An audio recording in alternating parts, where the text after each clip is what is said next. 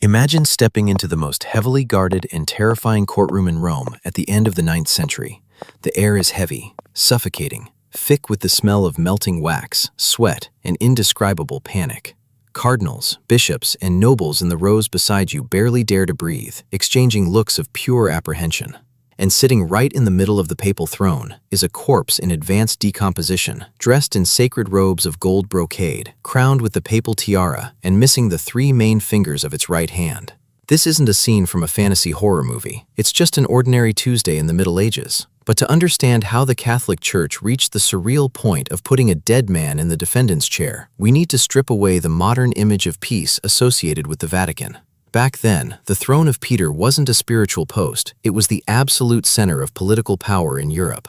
To grasp the scale of this dispute, you have to understand the supreme power the Pope held. In the Middle Ages, no king or emperor in Europe had legitimate ruling authority unless they received the crown directly from the Pope.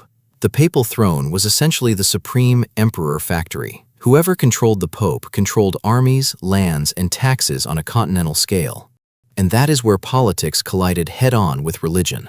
In central Italy operated the House of Spoleto, an extremely powerful, wealthy, and militarized dynasty of Lombard nobles. In practice, the Spoleto family treated Rome and the Vatican as an extension of their own domains. For them, the Pope had to be a family lackey, someone who would secure titles, lands, and military protection for the Spoleto dukes. But the Spoleto machine ran into a formidable obstacle, the man who would be dragged from his grave, Pope Formosus. Formosus wasn't some naive priest, he was a brilliant diplomat and a ruthless political strategist. Realizing that Rome was suffocated by the tyranny of the House of Spoleto, Formosus played a high-stakes geopolitical game. He forged a secret alliance with the Carolingians, specifically with Arnulf of Carinthia, a powerful Germanic monarch and bitter enemy of the Spoleto family. Formosus's move was a political earthquake. He traveled, negotiated, and at the height of his daring, crowned Arnulf of Carinthia as the new Holy Roman Emperor, completely sidelining the House of Spoleto from imperial power. For the Spoleto dukes, Formosus committed the ultimate crime. He broke their political monopoly over the Vatican. The problem for Formosus's enemies was that before they could assassinate him or depose him outright, fate intervened. Formosus died of natural causes in 896. He won the game and died as Pope. But in the Rome of that era, death didn't end the dispute. It only paved the way for the most brutal revenge in church history. With Formosus dead, the House of Spoleto saw a chance to retake absolute control of Rome. They needed to place someone on the throne of Peter who was completely submissive to their whims, someone who would undo everything Formosus had done. That's where Stephen VI entered. Before reaching the papacy, he was a career cleric who had served as Bishop of Anagni, but he wasn't a great moral leader or a brilliant theologian. Stephen was a convenient political pawn. The Spoleto faction pushed him onto the pontifical throne because he was weak, ambitious enough to accept the post, and deeply dependent on their military backing to survive.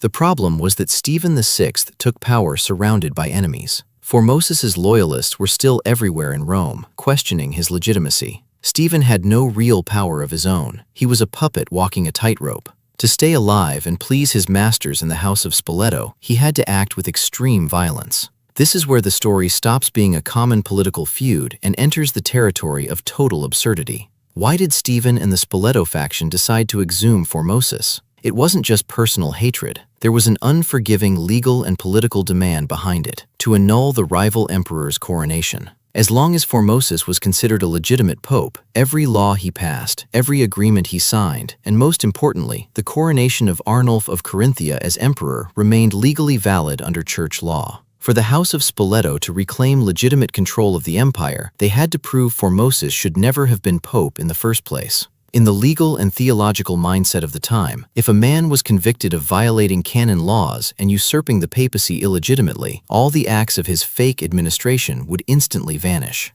The order was given behind the scenes in the Vatican.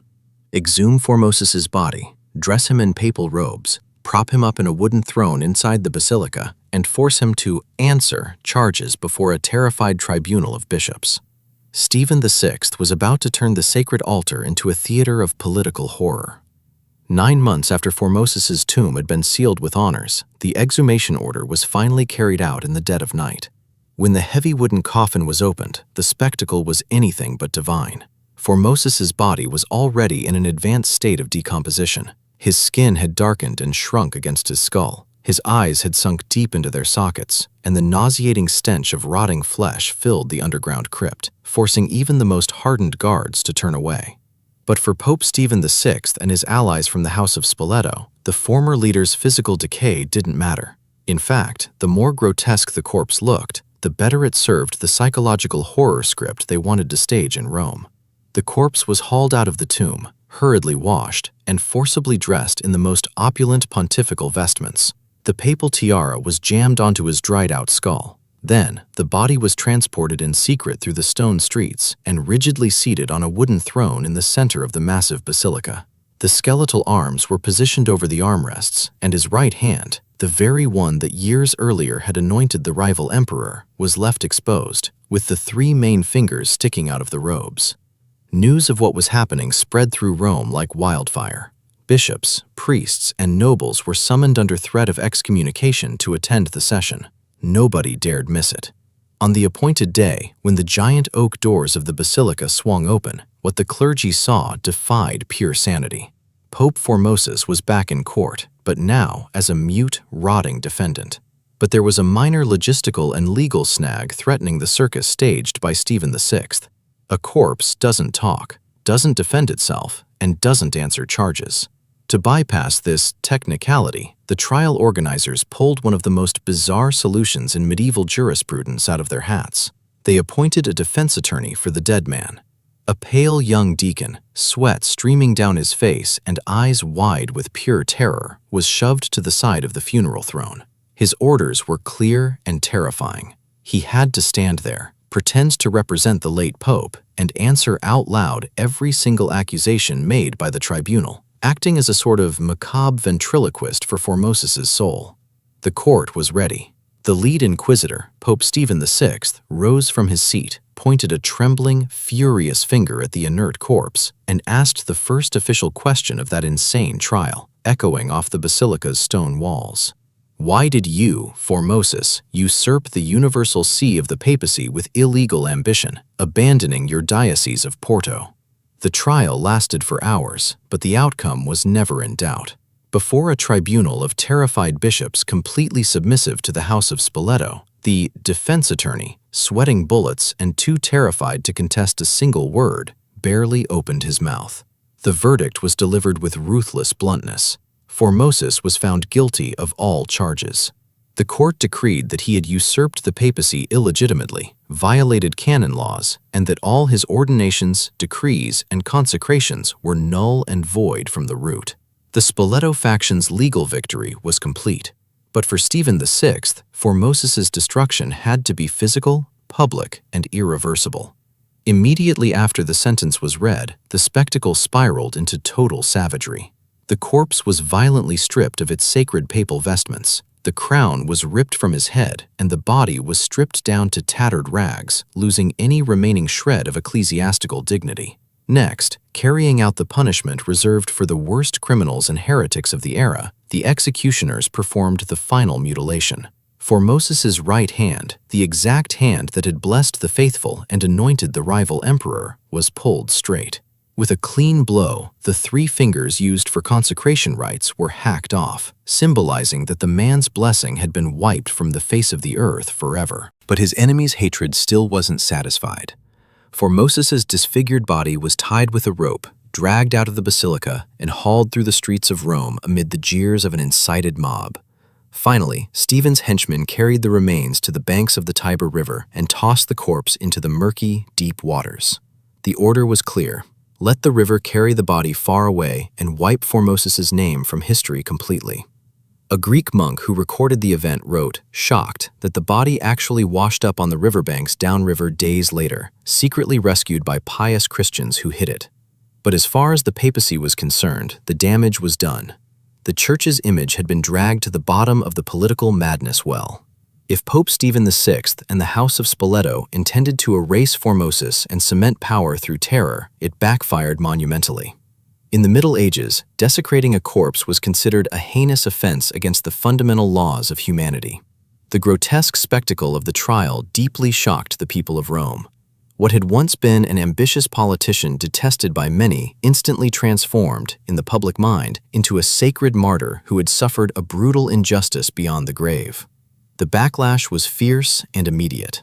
Just months after the Cadaver Synod, public rage boiled over. Stephen's political house of cards collapsed, and his allies lost control of Rome. Punishment for Pope Stephen didn't take long to arrive. He was forcibly deposed, stripped of his pontifical vestments, exactly as he had done to the late Formosus, and thrown into a dark cell in the Vatican dungeons. Stephen's time on the throne ended in the bleakest way possible. He was strangled in his own prison cell.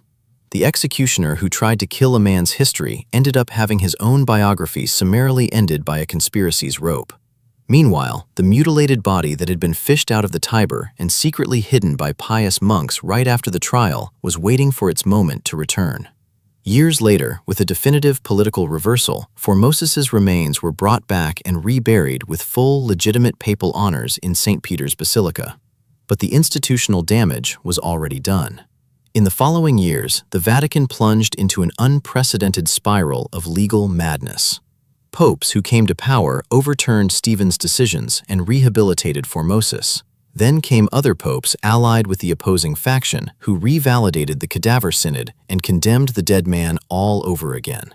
Theological confusion gripped the Church to the point where entire decrees were declared null and revoked over and over again, like an endless card game. The Cadaver Synod went down in history not just as the most bizarre episode of all time, but as the ultimate portrait of how far human ambition can corrupt institutions. When politics replaces morality, sanity vanishes, the dead lose the right to rest, and history itself turns into a permanent battlefield.